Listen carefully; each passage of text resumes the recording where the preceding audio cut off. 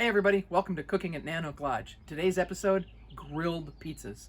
We've got friends and family coming over, and while it's a good day now, we've got some rain in the forecast, we'll see what happens, but we're gonna make pizza dough together, and then we're gonna make individual pizzas. I've got toppings that we'll set out for everybody, let them top their pizzas, and then we're gonna put them on the grill. We'll show you how to make it and how to turn out a wonderfully tasty pizza right off the grill.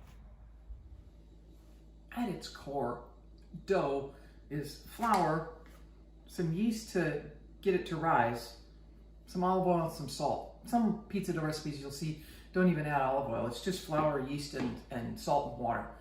But I like to add a little bit of olive oil. It adds a little bit of richness to the dough, and it makes it just a little bit more pliable to be able to roll it out. And then we're gonna use cornmeal to put it on the pizza paddle or the sheet tray so that it doesn't stick when we're gonna go put it on the grill. So we're gonna start here with the dough ingredients. Make the dough, I'll show you how to roll it out, and then we'll go out to the grill. Here's everything measured out and ready for the mixer. We've got the flour and the water, the salt, olive oil, and the yeast. And you'll notice earlier, when I had the yeast in a jar, that's how I like to buy it. A, it's much more economical, and B, it's easy to just measure out what you need for a recipe. I keep it in the freezer because that keeps it nice and fresh. It doesn't hurt it at all. I can keep my jar of yeast in the freezer for a year. Easy breezy and a lot cheaper that way. So let's go to the mixer. I've got the mixer fitted with my dough hook. We're gonna put the water and the yeast in there and then just let it sit for 5-10 minutes and let that yeast activate.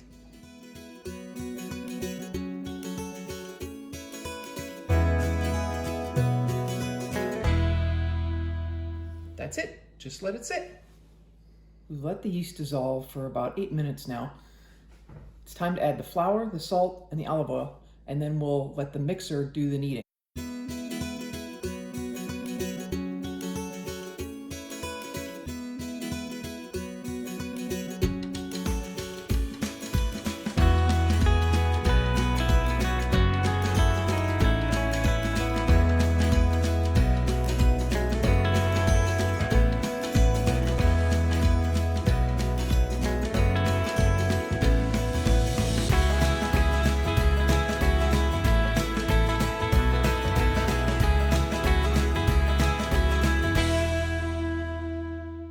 The mixer's gone now for 8 minutes, and you can see how it's all mixed well together, and it's all in one nice tight dough ball.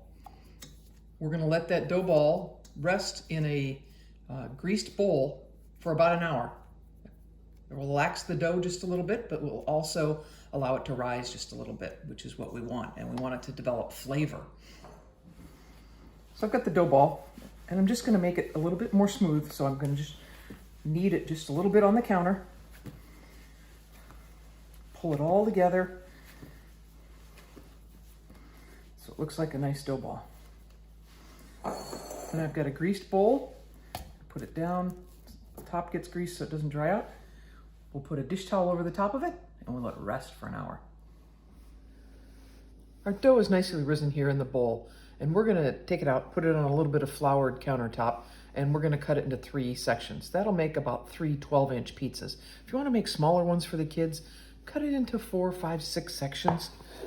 Any of it'll work. But let's put a little bit of flour out, and then we'll take the dough ball and just put it down there like that.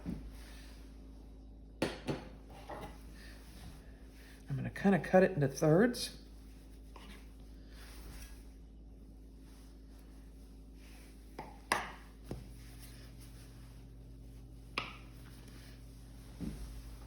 Put the other 2 back in the bowl. And now kind of just shape it into a round ball. Doesn't have to be quite round.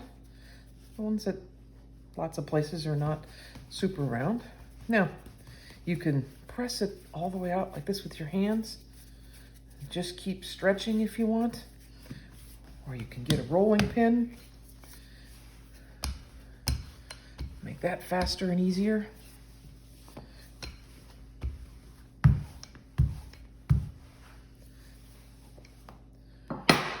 Stop, put a little more flour under there. Flip it over so it stays nice and floury and smooth.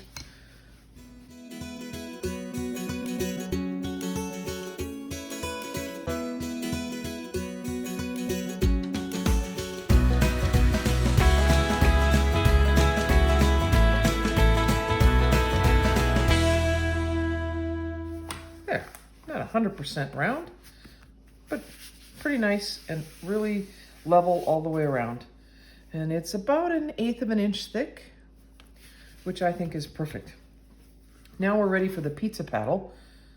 And we're gonna put a little cornmeal on the pizza paddle, and then we'll put this on top of it, and we'll be ready to slide it onto the grill for its first bake.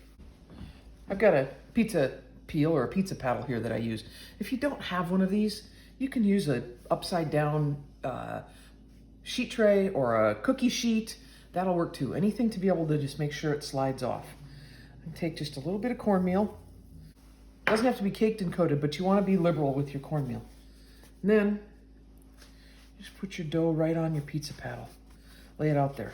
That cornmeal will help that to slide around a little bit. And then to prevent bubbles on the grill, we want to do what's called docking the dough. In the restaurant business, we have a roller that's got lots of little prongs on it. You just kind of roll it over the top and dock it. I don't have one of those at home, but I can use a fork and accomplish the same thing.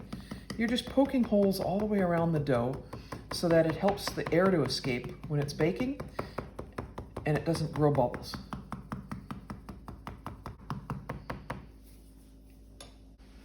Our dough is ready for the grill.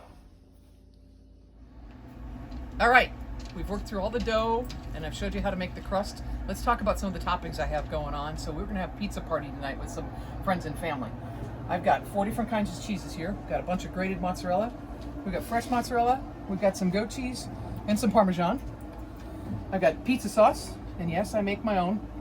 Then we've got some sausage and some pepperoni for meats. And then I've got fresh basil and fresh tomatoes, which make a great margherita pizza. We've also got some pickled things, some green olives, some black olives, some pepperoncini. I caramelized some onions, and we've got a wild mushroom mix there for the tops of the pizzas. So we're gonna have people make their own, and I'll put them on the grill and finish them off.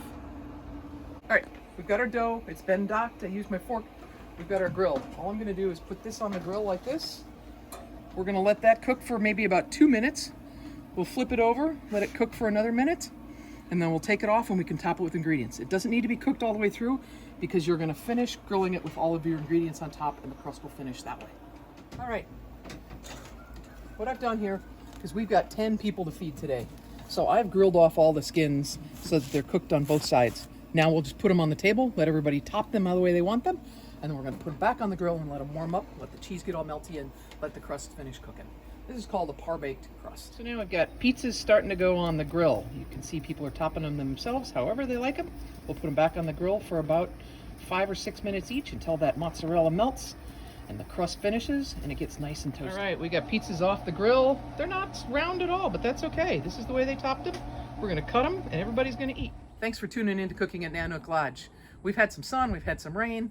Throughout the days, we've been making dough and making pizzas, but we all had a great time and everybody loved their individual pizzas.